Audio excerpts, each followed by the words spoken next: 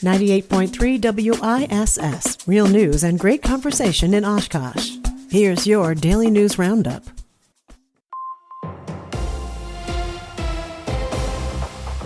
For Civic Media News, I'm Melissa Kay. 2 people in Michigan have died after becoming infected with the Cyclospora parasite. According to Michigan Health and Human Services, the 2 people had significant underlying health conditions that may have been impacted by cyclosporiasis and dehydration. Death from cyclosporiasis is uncommon in the United States and is generally not considered a life-threatening illness. However, if you suspect you may have eaten produce contaminated with the Cyclospora parasite, health officials recommend that you seek medical attention. Madison Mayor Satya Rhodes Conway is speaking out on the decision to clear out the encampment at the intersection of Williamson and Baldwin Streets. Protesters have been camping out there since the July 22nd police shooting of Corey Ruiz.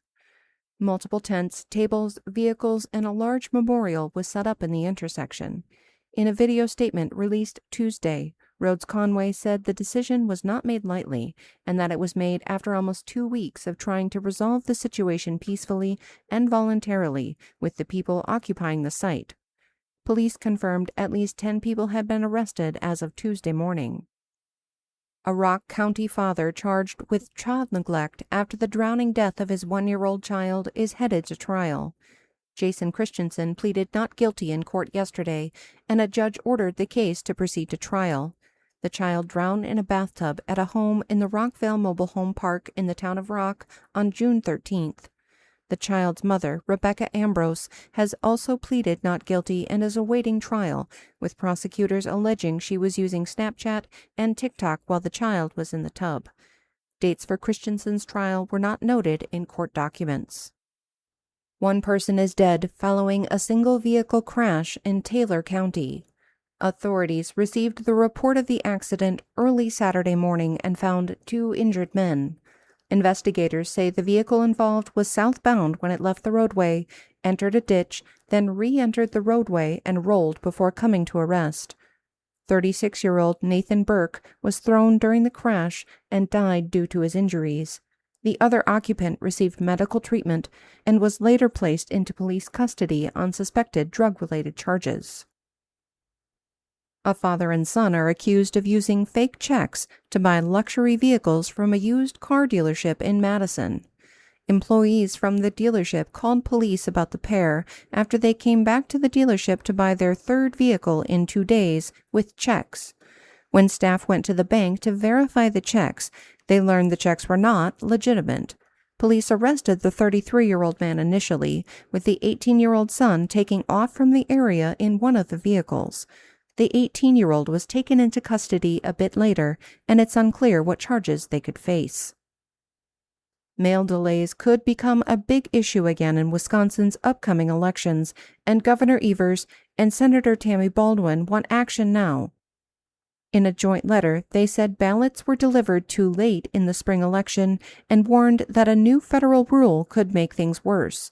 They're urging the Postal Service to speed up election mail and reverse course on the rule. State election officials say many clerks have already reported problems with ballots arriving late. And that's your State News Update. I'm Melissa Kay for Civic Media News.